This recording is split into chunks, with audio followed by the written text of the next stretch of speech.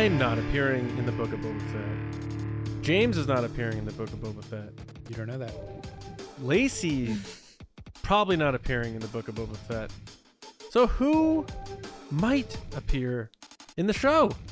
We're going to talk about that right here on this episode of TRB. So welcome back, everybody. We're glad to have you here on the Resistance broadcast. John, Lacey, James here with you. How's it going? What's up, guys? We're back. This is our second episode in a row without missing time. We are back into what they call a streak. It's good to get back in rhythm here. So, Lacey, how you doing? I'm good. It's kind of crazy, you know, when you think about it. We took literally 1 week off. I took a little more, but like as a show, we took 1 week off, and it felt so long for us because we like doing it and we missed talking with you guys and stuff like that. But like you look at our whole track record, like I said the other day, it's like it's the first time since like 2018 that I've taken more than 1 week in a row. Because usually we take one around the holidays and that's it. So it's just crazy. But it's good to be back. I'm excited to talk about Star Wars, and things are starting to heat up, and we're getting into 2022, which is exciting because we've been waiting and waiting for this next year to kick off with everything that's coming. And especially for me, Celebration. I can't wait for Celebration. It's getting very real. Mm-hmm. It is getting real. We have some planning to do. James, where did you get the cosplay for Schroeder from the Peanuts for today's episode? Oh, that's easy. We have lots of Peanut stuff in my house. Bennett loves Peanuts. I think I've talked about that on the show, but he likes Snoopy, interesting. yeah. Well, he likes Peanuts. He knows the characters, and he likes the music. We regularly listen to like just the general Peanuts music.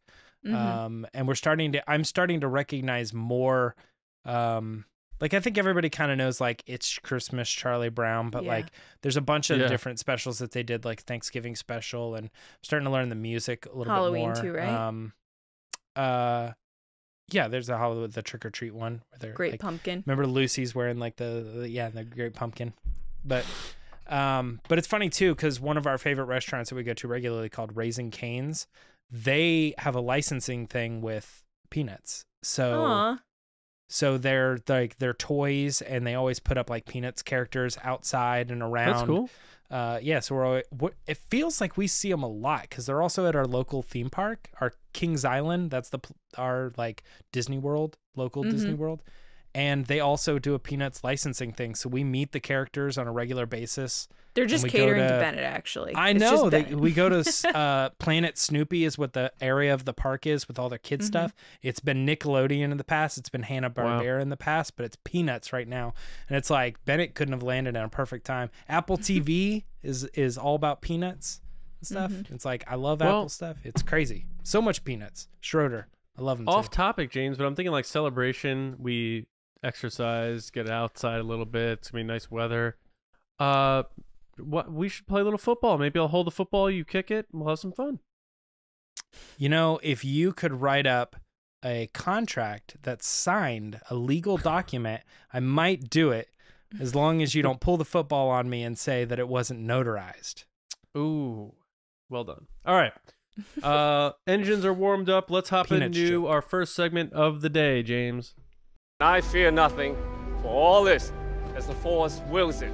First segment of the day is Will of the Force, of course. But before we do get into that, I want to give a quick shout out really quick to our Patreon, because if you love the show and you love what we're doing here on this podcast and you want to support us, maybe you should consider heading over to patreon.com/resistance broadcast, because there you can join the tiers for just $2 a month. It's not really that big of a deal, but you can come in as a thank you to what we do here. We also offer a couple different tiers, and at the different tiers, as you move up, you'll receive more and more content, but you can get things like exclusive weekly bonus episodes and other perks like that.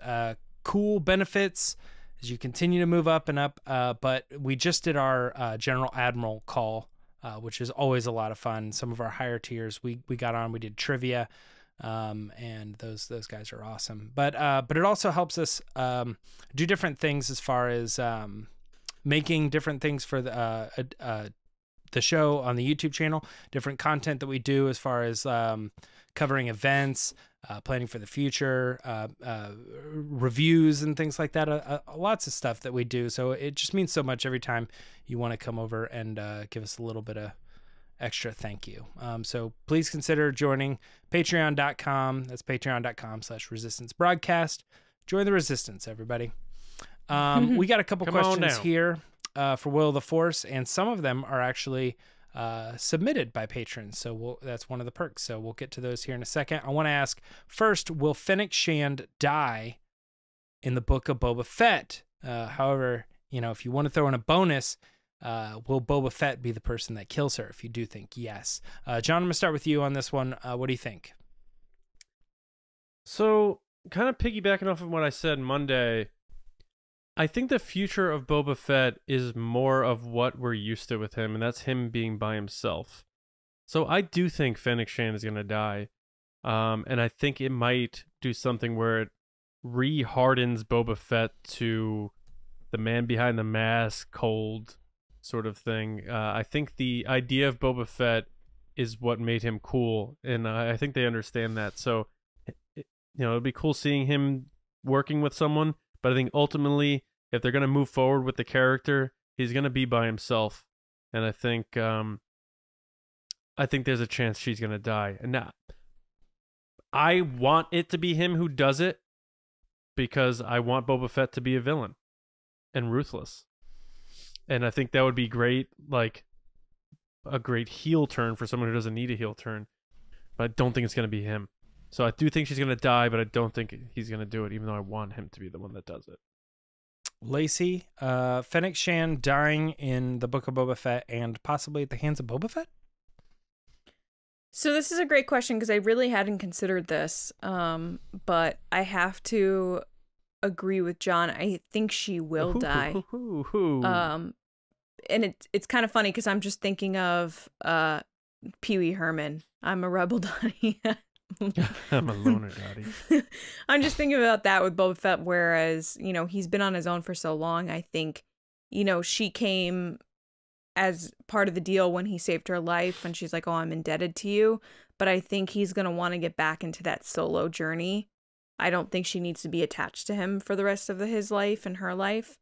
But I agree with John. I think her death is going to cause him to have a turning point, I think, in this series. So, yes, I think she will die.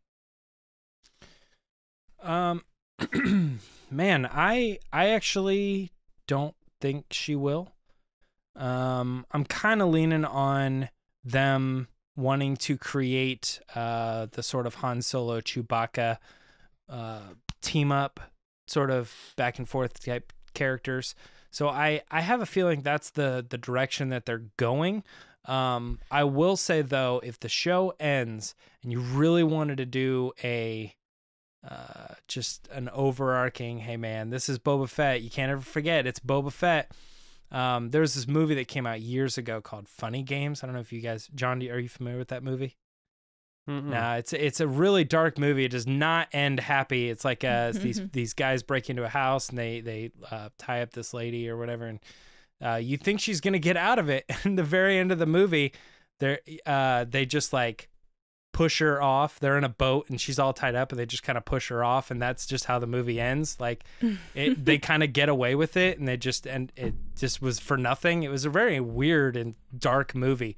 But it makes me think, like, wouldn't it be crazy if you, like, think they're getting along and the very last scene of the show is him just, like, pushing her into the pit or something, And it's like, that's it. That's the end of the show. And you're like, man, Boba Fett, freaking ruthless, Yeah, savage. Could be really crazy. Like, oh, by the way, I heard you snitched on me, kind of thing, or whatever. Right. And that's just it. Close the door on her. But I don't know. We will see, guys. Looks like I'm not the popular opinion on that one. But let's move on to our next one. I'm a rebel, Dottie.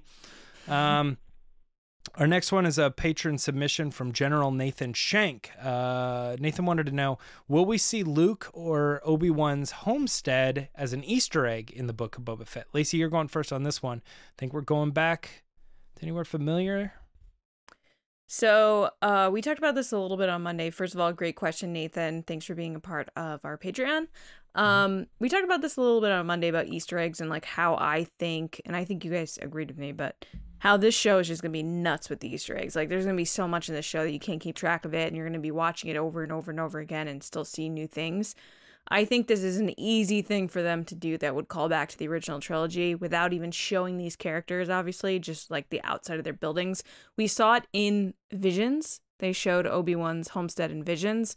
So if they're showing it in an anime, animated series, I can't see why they wouldn't do it in the live action Tatooine series, The Book of Boba Fett. Tatooine. Yeah, so I'm going to say yes. I think they will. I think it's an easy Easter egg that will really get people excited, especially knowing that the Obi-Wan series is coming up soon.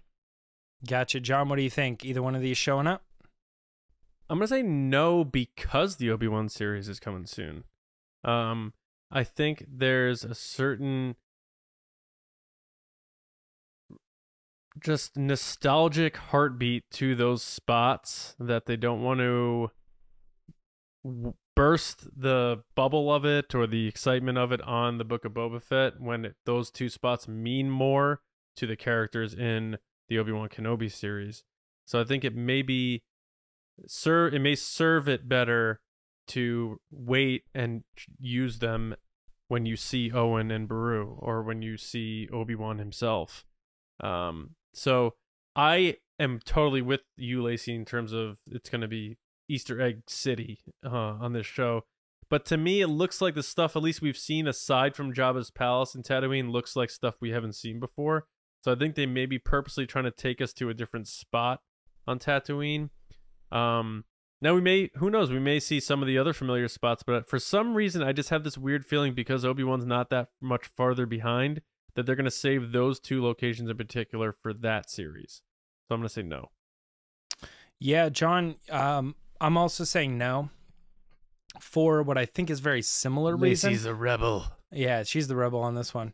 And I think you're right on how they want to keep with that heartbeat, as you were referring to, that vibe of nostalgia. They want to leave it for that particular show. But my reasoning was a little bit more in line with how I just think they want to keep the focus. So I think going out to Luke's or going out to Obi-Wan's or something like that would, it could potentially tie into the story, but it almost feels like they're trying to throw in fan service there. And I think that it just keeping the focus on Boba Fett and what he's doing and working with these individuals and stuff like that really is going to put the focus on the show and not have to sidestep and wink a little too much. So that's why I don't think they're going to show in there. But John, you brought up the point as well that they want to save it. So that makes a little bit more sense to me.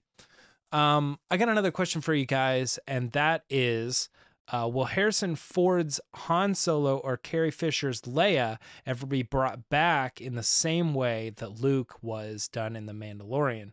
So John, if you want to go first on this one, what are your thoughts? It's tough, and I don't. They partially already did the Leia one in Rogue One. And they, with Rise of Skywalker, but they used footage of her, right? Man, I don't know. It's so hard. He doesn't know, folks. Yeah, Han Solo seems tough for me. Well, they both seem so tough for me because Luke, when he's in Jedi mode, he can be a little more monkish and stoic, and you can kind of get away with that. But Han Solo and Leia are just such big personalities. How do you do that with that technology? So I'm leaning towards no. I'd probably like it if they did it, and I'd say, oh, they did a great job. But I'm just gonna lean towards no. Lacey, what do you think? I'm gonna agree. I don't think they will. I think it's tough because this time period is Harrison Ford's and not Alden Ehrenreich's, but then at the same time it's a little confusing because Alden is the younger one and they have him there to use as well. Like I said, they did kind of do Carrie Fisher already with Rogue One. But I agree with John. I think there's certain personalities that don't work as well. We saw that in The Rise of Skywalker a little bit. Like, Luke, to me, looked, when they were fighting in the jungle, like, Luke's looked better than Leia's did, only because it just didn't look right to me. And that was with her own daughter playing her. So I'm going to say no. But if they were to bring them back, it would be like in the background, back of their head. Like, you know what I mean? Like, you would know from their silhouette that it was them, but they wouldn't be on camera talking with characters. Mm-hmm. Like mentions. Yeah, you know, I think I'm going to have to go bold and say that they are. I hear the criticisms there, and I think that you're dead on with both of them. I think the thing to remember here, though, is we didn't expect Luke's, and they did it. Before that, we never would have expected Leia's, and they did it. So, you know, as technology gets better and better, and we're almost there where we're about to get out of Uncanny Valley and be able to pull off some pretty amazing stuff. Right. I think it's very possible that this is right on the verge of being comfortable with pulling this off. And I also know that this might be a little weird. I don't think they would ever do it, but you know, they do have someone that could pull off the rhythm and the rhyme of Han Solo in those later years, and that is now I get Jamie Costa. No, I'm saying Alden Ehrenreich? Alden Ehrenreich, yeah. Oh. I know they probably wouldn't want to do that, but they do have someone that knows it. Like right, down, you know, had it down. And got approved by Harrison. Yeah.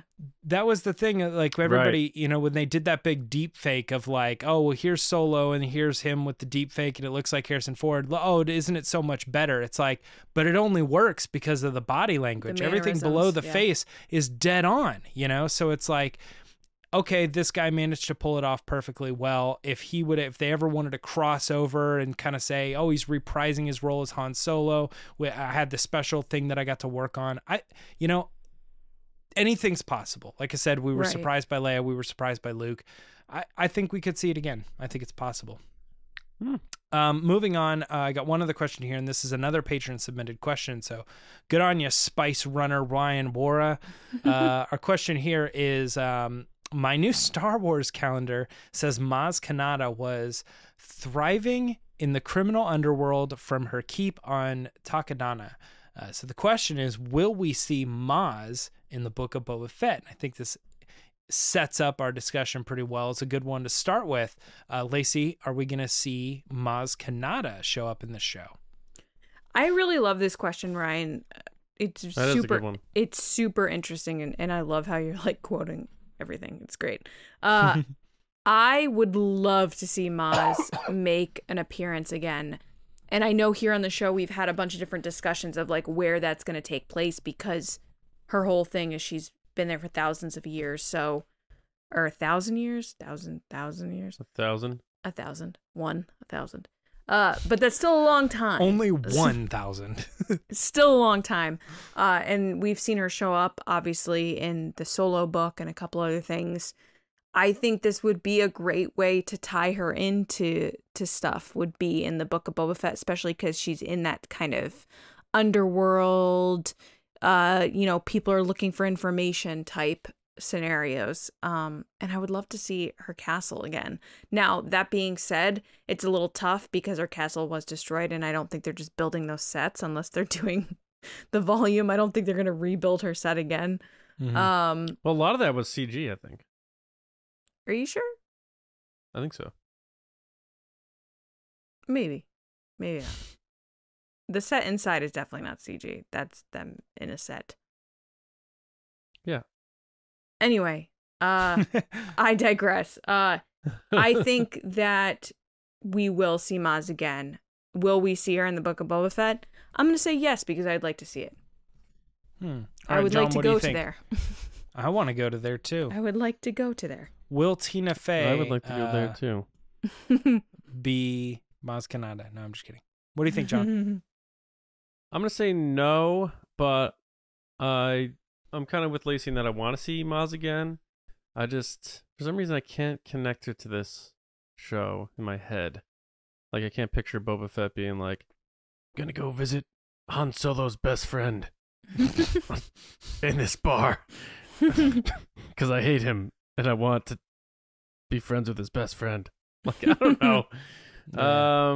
So I'm gonna say no. I don't think so. But I would love it though. I like Maz. Big Maz fan. Mm-hmm. Yeah, so as we were talking about earlier, like Maz has that really interesting ability to show up in literally anything Star Wars at this point. Right. She could show up in any book, in any era, in any comic, in any live action property. I mean, she's reached. It's actually funny. There was a very specific point in time. It's of course been taken away by now, but at one point, Maz Kanata was in the very earliest piece of canon media and the very latest piece of canon media on the timeline.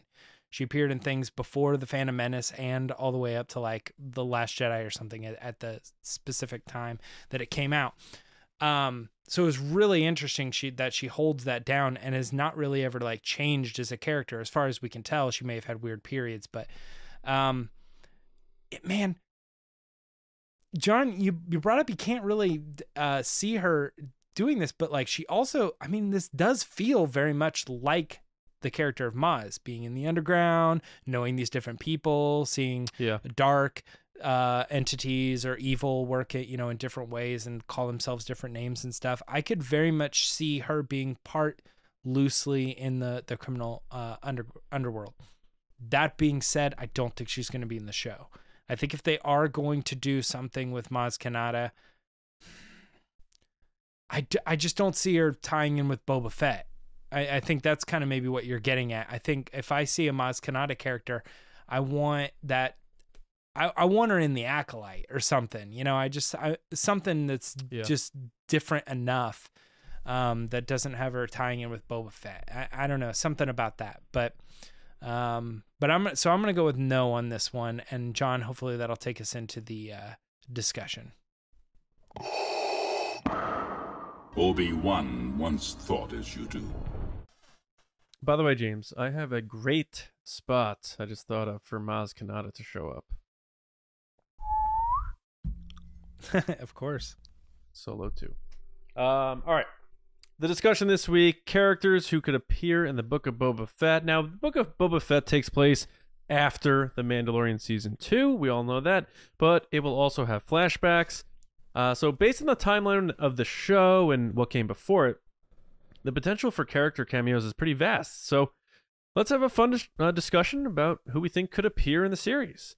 How heavy will they go on Easter egg cameos? What familiar characters could make brief appearances or even have big impacts? Let's just open it up because we didn't really...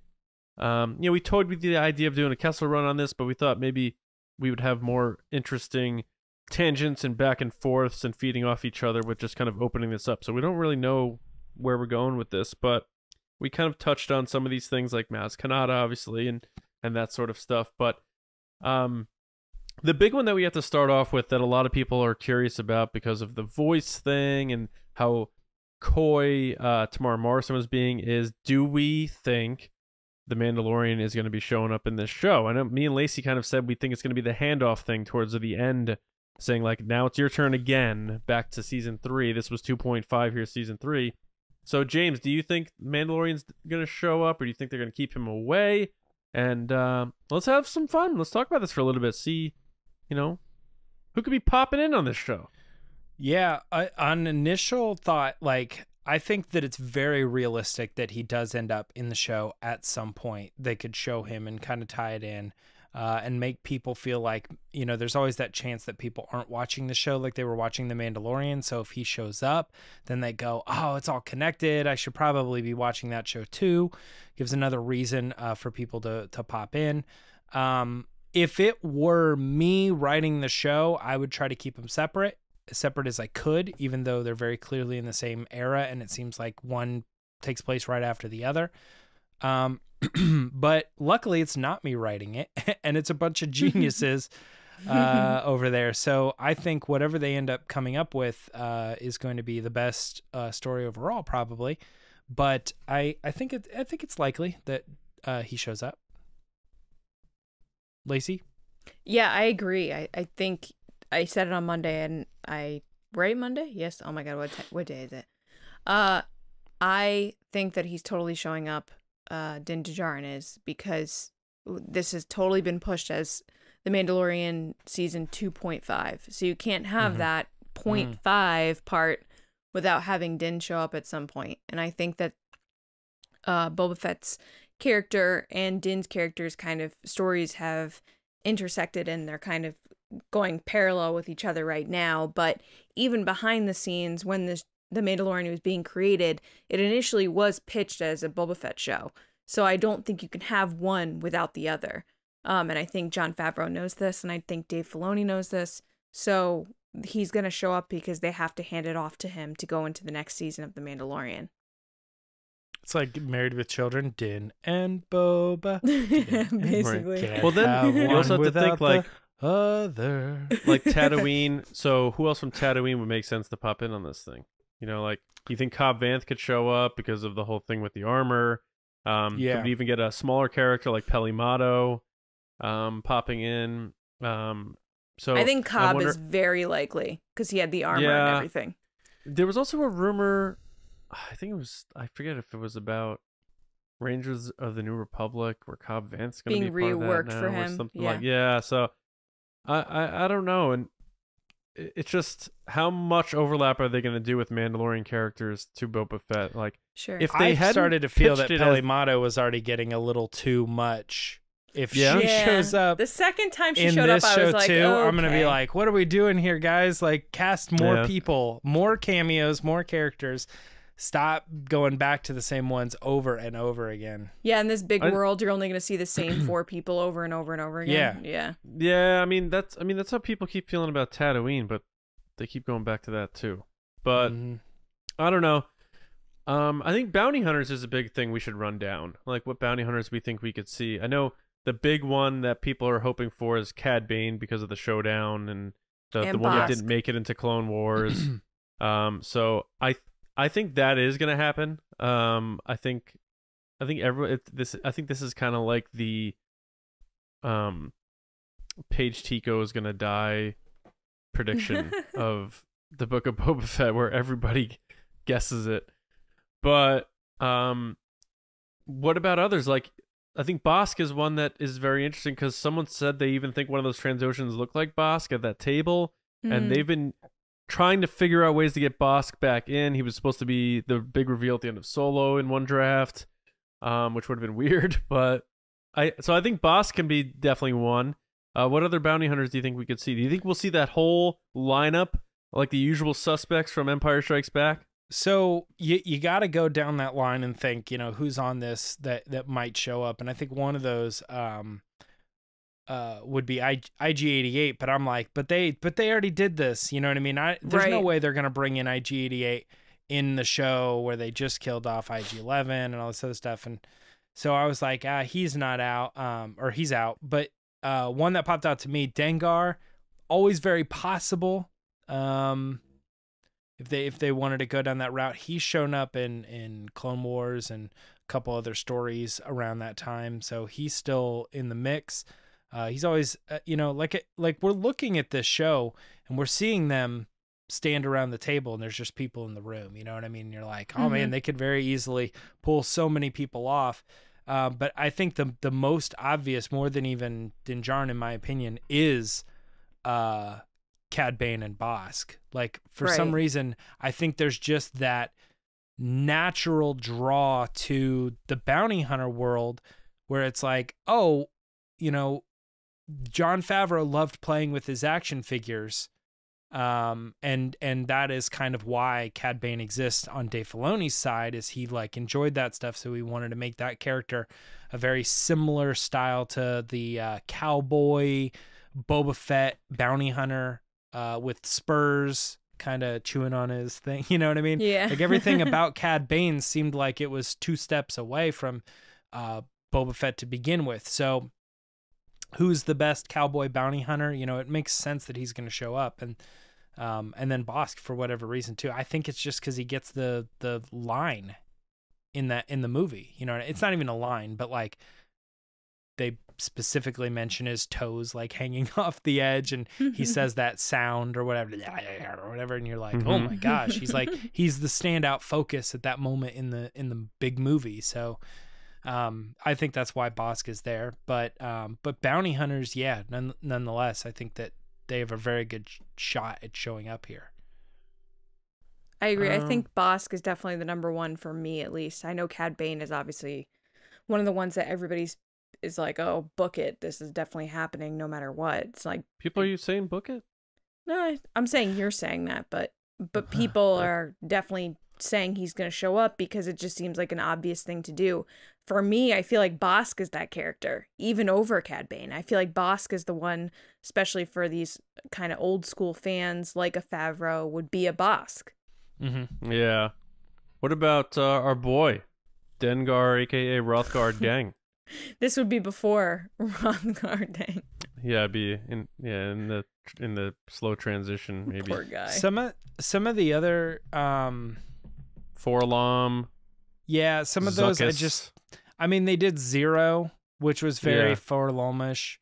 And then some of those other characters I just feel like they don't really have the same vibe where people are like, I hope that guy shows up, you know? Yeah. Yeah, I feel like once you get into that like nitty-gritty of like this third ring character, this sixth person, like it doesn't get the same pull as a Bosque. I remember when I got my first Zuckuss action figure, and on that lineup, it is like IG-88, Bosque, and then Dengar, and then some other people that fans, the diehards know. It's like when you're picking the Monopoly pieces, and no one ever picks like the iron.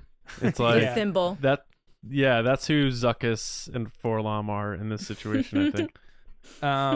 I think it's possible that Dengar shows up, but he's very notably like Australian, or he has that like vibe to his voice and all that. So I feel like if they did bring in that character, it would be kind of a waste to not have him be a big vocal kind of outlandish character. He's also sort of a cowboy, like a dangerous type of bounty hunter. Like he'll run in head first kind of thing. I don't know. Right. So what other characters outside of that? Because I know there's one that all of us would be interested in seeing from our own want of a different series, which would be Kira. I think a lot of people are questioning if she's going to show up at some point. That would be sick. That would be so cool. Especially, with the synopsis of like, oh, the underworld and like what's going to happen. And there was mention of different groups. So it's like, okay, well, based on the comics and what we know so far in canon, there are all these other groups and people that are involved. So where does that leave her? She already had like an entanglement with Boba Fett before Return of the Jedi over Han Solo. Yep. So they have a history already that the comics created that people who don't read the comics or catch up on the comics don't necessarily need to know, but it could help. Mm-hmm. What's interesting to me be is really cool if Kira showed up. Is that the story group has always been pretty open about them saying, pay attention to some of the smaller canon media because we know what's coming 2 years in the future. Yeah. So, you don't know that. And all the little things that we seed in and we kind of we want those bigger properties to get the connections that they deserve, because when people go see them and they're excited about it, and then they go back and read something that came out 3 years prior, they're like, oh my gosh, this character was a mention in this comic or whatever. And that's the kind of stuff that's really cool and gets people excited. They know it's happening, and they know that 3 years later when that live action show happens, it's going to be a big deal. Mm-hmm. So they want to they want the legacy of all the content that they create to reflect that time that was a really big Star Wars property, which is the Book of Boba Fett, and who's going to show up in that. So paying attention to what's going on in the comics makes you start looking at like Ochi, even though he was in Rise of Skywalker, but it seems like they're making him a more prominent character as far as showing up in he this keeps show. showing up. Yeah. Yeah, there's another character that was like in an early video game, and all of a sudden it seemed like, you know, that character came back out of nowhere and is now in these Kira comics and stuff as a bounty hunter character. One that I would hope, not to get off of Kira, but one that I would hope that is not, it goes against my argument, they're not currently seeding this character at all, but Black Chrysanthem, the like giant bigger Wookiee character that has Right. you know, all the dreads and stuff, Right. that is a very popular cosplay fan character that people like to portray, and I think that given the opportunity to show up in a show like this would put that character, some of those underground comics and other video games and other things where that character has shown up, on the screen, and everybody going, who the heck is that? Like, I want to know more about that character. There's like a Doesn't giant some of the crew merch have like a dark Wookiee on it or Wookiee? something? It did, Yes. yeah. So Yeah. it was with him, and he's like facing off against people that have surrounded him, and there was a Yeah. Wookiee there. Yeah. So it's That could like be- I think be. Black Chrysanthem would be someone who would tie in really easily with again, like bounty hunters and stuff like that. So that's That would one be I'd like cool. to see. How do you guys feel about Jabba showing up? Because, like, look, we all know I'm a big fan of the Jabba puppet, but is this the place for it in a flashback, or should it be saved for another project? Man, that'd be tough for them to recreate all that for just like a flashback. Flashback, scene. yeah. I mean, I'm all for Jabba, so I would love that for sure. That is interesting when you think about the flashback stuff. Like, are they going full Empire era or just recently post Empire era, like that aesthetic, and like and even probably like using similar film techniques or like color tones and stuff to like capture that? That would be Right. interesting. But what characters from that, like? Because they've definitely said that that's what we're going to see is moments from... Yeah, like, are we gonna see like more Ugnaughts? You know, are we gonna see Han in Carbonite? Is Han Solo gonna make a cameo in a flashback in Carbonite? That's that possible. would be crazy. And then Chris won't have to send you his Han Solo. One of our patrons at Lacey, No, he still needs to send it. he's constantly hunting for a prop. But so yeah, the flashback thing adds a lot of possibilities. Like, anyone from Jabba's palace could like show up, because if the focus is like, if they do a Godfather 2 thing where it's like, well, the now of Jabba's palace is my home and I've made it my home, then they flash back to when he was just a worker or servant of Jabba the Hutt for hire, and they show Right. like him walking down a hallway and like blasting at somebody, and then in the future he sees the hole in the wall and he thinks back to, like, I don't know how deep they're going to go with that, but it's something they could do. Like, flashbacks, that's the thing, they flashbacks have made speculating Star Wars very difficult, but fun, more fun, because it opens up possibilities. But who would you want Right. to see in a Boba Fett flashback, James? So yeah, I don't And know. would you I like mean, to answer Lacey's question? Would you want to see Jabba? So that's where I was kind of thinking we were going, because the tricky thing to me is, like, we are very Solo 2 centric. We want that to Right. happen. We want that story to happen. We want the show to happen. And the thing is like, let's be honest. If no matter how you feel about Solo, if you say, hey, they are making Solo 2 and this is going to be the vibe, you're excited because they're going to bring back Jabba, right? Mm-hmm. My thing, though, is then I'm like, okay, well, there's where you got to save it. You got to do it for that show. Don't put it in Book of Boba Fett. We don't need it, whatever. That being said, there's nothing to indicate that that's happening. Right. So assuming that's the Solo 2 is not happening, assuming there's no show, assuming they're never going to touch on that era because they tried, it didn't work, whatever, or it did work, but we're not doing it again, whatever.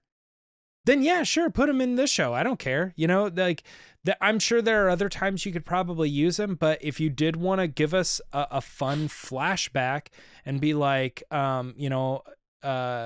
you show this scene and he's like talking to Jabba, or he's working, or he's getting a deal from Jabba, or maybe it's even just like really quick, you know, it's no dialogue or anything. It's just like that. It just shows him talking to him or something. You know, it's like, I don't know what they could do, but it really is going to ring that nostalgia bell, and it's going to make you feel really good about the show. You know, we've talked a lot. Anytime they reference or put you in the place of, hey, remember Return of the Jedi, it's about to set up a scene that's going to make you feel real good about what you're watching, you know, because all the new content now somehow lives in the world of all the stuff you already love. So speaking of nostalgia, is there, in your just gut reaction to this question, yes or no, what's the chances Darth Vader shows up in a flashback in this series? I say no. I'm saying no because I think they're saving that stuff for Kenobi. Yeah, that's a good point. Fair. Yeah. Right. I try to think Darth Vader, and I go, again, it's like kind of what we were talking about earlier about Owen's homestead and stuff. It's like, I feel like you're almost losing your path, and you're going out of your way just to be like, sometimes Boba Fett even talked to Darth Vader, you know? And it's yeah. I mean, it could be part of the story, and it's there, and it's cool, and whatever. But it also just does feel like there should be no reason to have Darth Vader involved, really. He does like a bounty job for Darth Vader, and he shows up with nothing, and Vader's like, "Where's the bounty?" And he's like, "I disintegrated them." Yeah.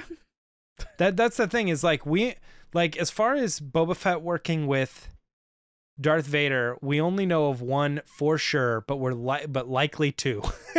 Yeah. Likely the one where he disintegrated somebody, unless of course that's just what he does. That's his reputation and his signature move. And if Darth Vader's going to hire him, he looked at the resume and said, but none of this crap at the end. I don't want any of that. Right. That's the only thing, but I don't think Darth Vader's going to show up. That's my anti-cameo. I agree. I don't either. Just thinking of other potentials with flashbacks.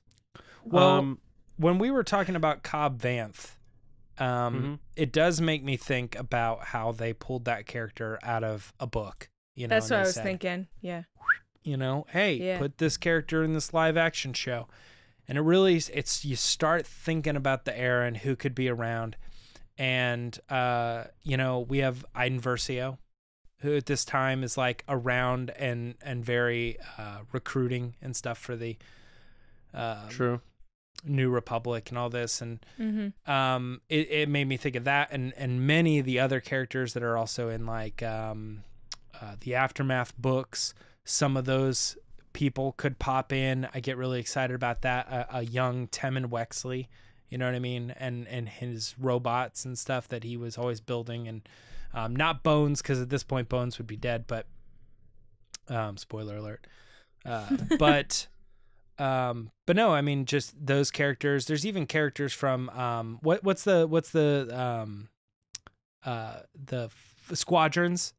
You know, there's a story to Squadrons with those characters that show up, and some of the people who like defected against the Empire, and they're like lead characters in that game as well. Like, it really just this particular era was really ripe. That Aftermath 1 year leading up to the Battle of the Jakku, there's so many characters, it's almost impossible to name them all, because all of them have potential to show up, because most of them did not die at the Battle of the Jakku. Right. They won, and they kept going, and those it kind of wrapped their stories. They're like, well, that's it for us. But it's like, a couple years later, they could show up very easily for this reason or that. I know Will went on to like become a senator for his planet. That's an Aftermath, or an Aftermath character. Or no, I'm sorry, Alphabet Squadron character. So it's like, you have people that got into politics, you know, so very easily they could be involved in this or that and show up. And I don't know. This is a very interesting era that we're in. Because I feel like anybody could be in this, especially. Right. There's a lot of connections flashbacks. between the original trilogy and the sequel trilogy and everything else. Yeah. Yeah. That's the thing. So, do you think there's any chance we'll see another clone, since he can play them, like Rex or someone else? Or is there a chance they do de-aging and we get a flashback of Jango Fett, because he does bring up Jango Fett in The Mandalorian, his father, and that could, if they really want to hit you in the chest, that they do like a quick Jango and Boba flashback or something. I mean, that's It would be Jango tough flex. because they don't have the same. Oh my god, they don't have the same kid. That would be tough. What did James say? I missed that. Django Flex. Like our special effects abilities to bring I it back. All right. What are you saying, Lacey? I said it would be tough because they don't have the same kid. Like they can DH him, but they don't have the same child. Whereas if you do it from like a point of view, maybe, or with him under the helmet, maybe, but it's tough when you have a child actor that's not the same person. And I agree. like that. It would have to be something where the kid's in his room and you just hear him yelling to him, and Django's doing something by himself or something like that. Right. And Well, they could de-age Daniel Logan too. Yeah. Just like have him stand on his knees. Well, yeah, when they have the technology to start de-aging people to just be little kids. Yeah, exactly. We've gone too far. Yeah. On the topic of Rex, though, if they're gonna save a character, save it for Ahsoka and let Tamara Morrison be in 2 shows. Let him be Book of Boba Fett over here. I agree. And then instead of making him play 2 characters in Book of Boba Fett and he's interacting with them, I think it makes more sense to be like, we love Tamara. We want to have him back. He's also in Ahsoka. He's playing a different character, but as we know, they're clones, so he has that ability. I'd love that. I think you save Tamara Morrison and Captain Rex for Ahsoka and really make those Rebels and Clone Wars fans happy, aside from the Book of Boba Fett. I agree. 100%. Agreed. Yeah. Well, I got another one, though. You want to hear another one? Sure. We've talked about it before, but we're on the subject of clones. We might as well. Omega. Omega. yeah. Will she show up? We have been discussing this. That's true. I lean towards I don't think so. I've said on Monday's episode and even a lot in this one that I think there's a focus thing here. Right. As we talk about all these characters showing up, there's always the chance that they sidestep too far to be like, fan service, here you go, here's this character. And like what we really want out of this story is a good story that just has to do with this. If they connect it to his past and Omega and all that other stuff, it could still be a good story. That's fine. But if that's not what the story they're trying to tell, I don't want Omega to show up and be like, also, side note, I'm your sister. And it has nothing to do with you trying to gain your honor back Get and revenge, take control, or whatever. Like, it wouldn't have anything to do with that. And the vibes that I'm getting from the show is more about him rebuilding himself after being left for dead in the sands of the Tatooine desert. It's yeah.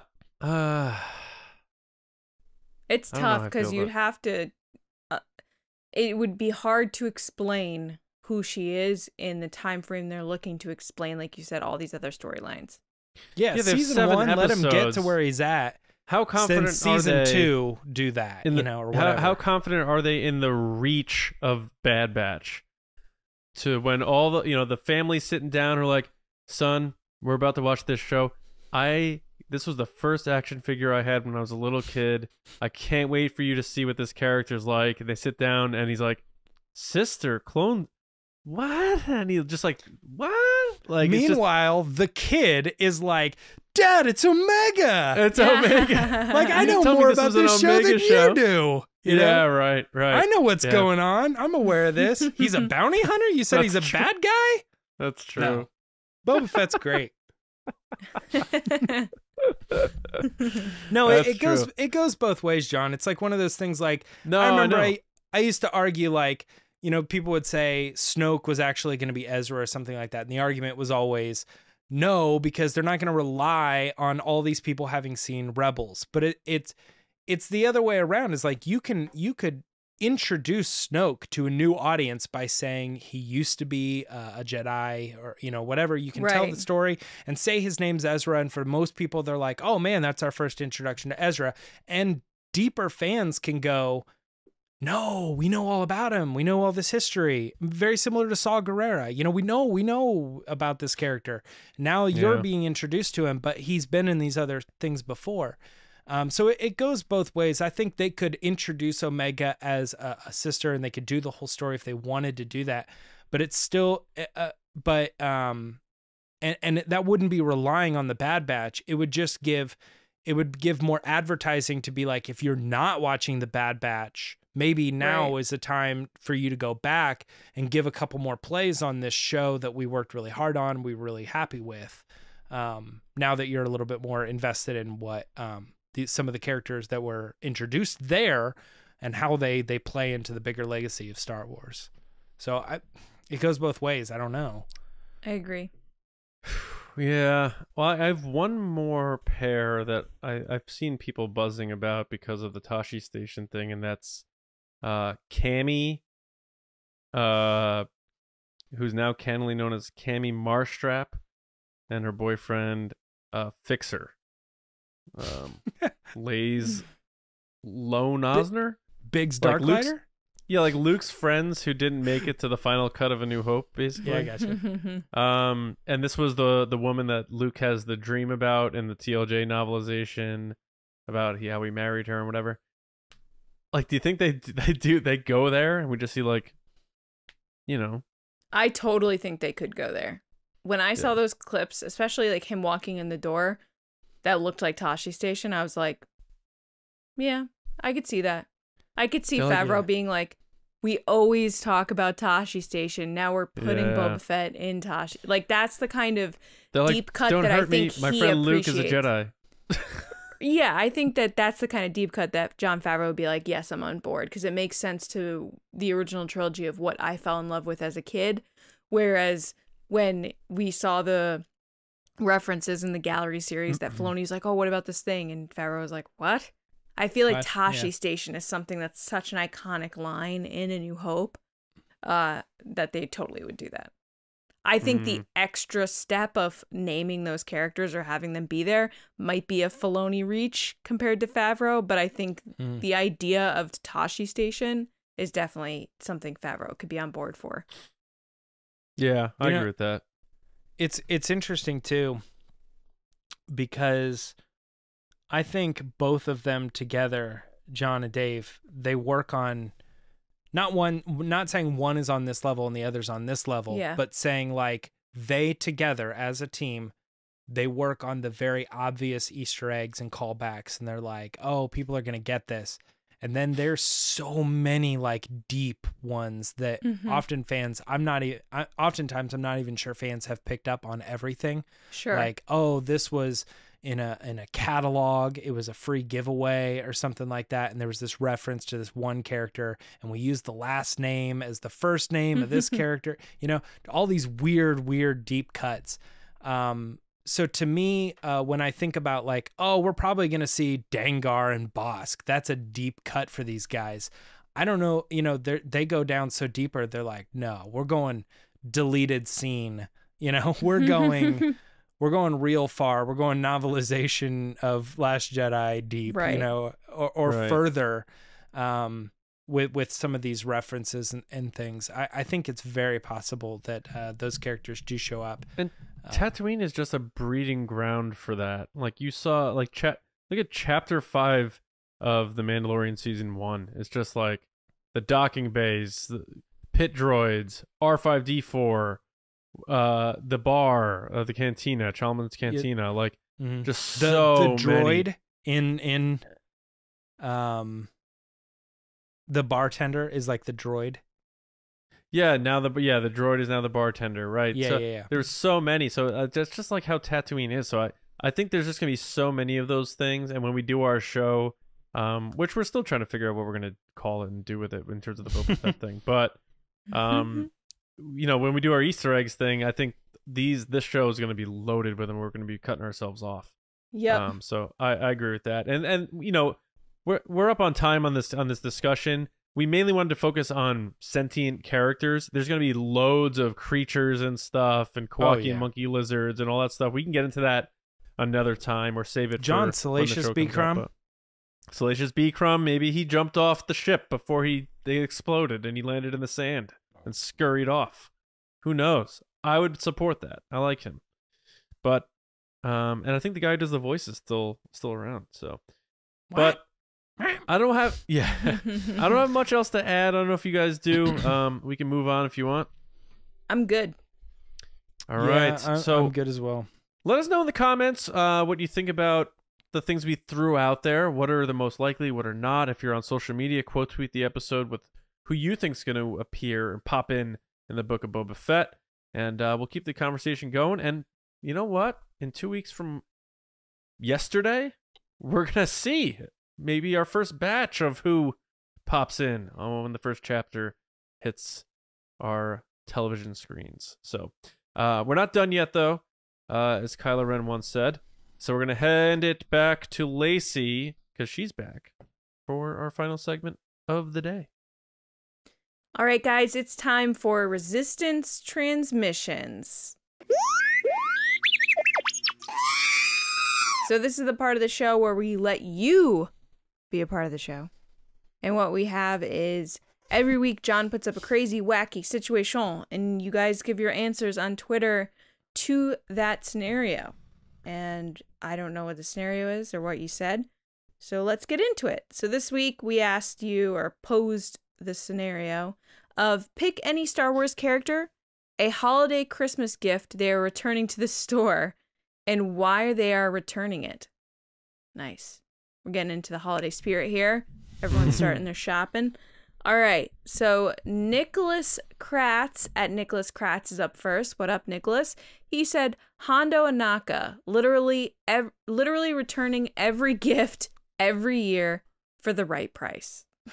Way to get your handle, Nick. The most real answer. Yeah. Also, Hondo Anaka is another name that we should have really thrown out there as a possibility to show up in Book of Boba Fett. Yeah, totally. He's in the mix with Galaxy's Edge and everything. Mm-hmm. Next is Kevin Lewis at Thronzon Fan. What up, Kevin? He said lines of stormtroopers across the galaxy returning defective blasters because they can't hit anything with them. It's true. Come on, guys. They let him go. It was the only explanation for the ease of their escape. Next is Tyler Bradshaw at TyBrad5. Hey, Tyler. He said Anakin returned a nameplate for his desk because it said Anakin Skywalker Jedi Master. Oh man. Wait a He would minute. keep it. What are you talking about? I wonder who gave him that gift. Knowing Anakin, he made it for himself. I think Mace returned that because he was trying to get Anakin the thing, and when it came and it said Jedi Master, he's like, no, I'm taking this back. Yeah. Next is Mark at Dekind Awakens at Dekind_Kind_Awakens. What up, Mark? He said Rio Durant returned a Snuggie blanket after becoming friends with Chewbacca. Didn't What need a it anymore. lovely. I legitimately thought he was going to return the Snuggie because it only had 2 arms. Yeah, like he's dead. That's a good answer too. Next is Jolly Kylo 10 at Fulcrumandor. What's up? They said Luke returned a power converter that Uncle Owen got him because he didn't actually need one. It's true. He was just wasting time with his friends. Next is Loco4Pack at Loco4Pack, who said Tarkin returns his shuttle because he isn't going to leave during his moment of triumph. Oof. How'd that work Makes out sense. for you, pal? And last but not least is Joey Sack at Joey Sack. What up, Joey? Who said Palpatine is trying to return the Death Star that the Empire got him. It had a hole in it, but it's kind of tough to return it when it's in so many pieces. Oh, yeah. Oh. This was clearly used. Clearly, you can't put it back in the box after it's that broken. Just get store credit. Guys, thank you. And it's on sale, so you get like $2. Here's a second Death Star. Yeah, thank you guys so much for your answers. If you want to be on the show, make sure to follow us on Twitter at RBATSWNN and stay tuned for next week's situation. Mm-hmm. John? All right. Thank you to everybody for listening and watching, being a part of TRB. We're so glad to be back, and we are here now forever. So make sure you do subscribe to the show on your preferred platform, whether that's an audio or on youtube.com/Star Wars Newsnet videos. Make sure you are going to StarWarsNewsNet.com every day for your Star Wars news, reviews, editorials, information, and more. Like James said at the top, Patreon.com/Resistance Broadcast. Your support means the world to us. And we have to give a special shout out and thank you to our generals and our spice runners. First, our generals: Carmelo, Andrew Staley, Jeremy Myers, John Reese, Jetta Rosewater, Paul Olson, Jake Houchins, Oliver Lewis, Frank Grande, Joe Ritchie, Darth Hurricane, John Charlton, Nick Kratz, Christian Morales, Brian Smith, Matt Chitty, Nathan Shank, and Val Trichkoff. And our spiciest of the spice runners: David Probus, Neil Shaw, Double C Chris, Kendall Gelnar, Ryan Wara, Dave Hornack, Micah Harrison, and Thomas Hennessy. Thank you all for your support and all of our patrons. It means the world to us and keeps us going and growing in the future, so thank you. You can find me on Twitter at Johnny Hoey and writing and editing at StarWarsNewsNet.com, and my movie podcast, Just Like the Movies, available where you find your audio podcasts. Lacey, welcome back. Where are you at? It's good to be back. Good first week back. People can find me on Twitter and Instagram at Lacey Gilleran. James? I'm pretty easy in the same spot I normally am, at Myra Trunks on Twitter and Instagram. Right on. All right, we hope everyone has a wonderful weekend, and we will be back on Monday morning, as always, with another episode right here on TRB. See you around, kids.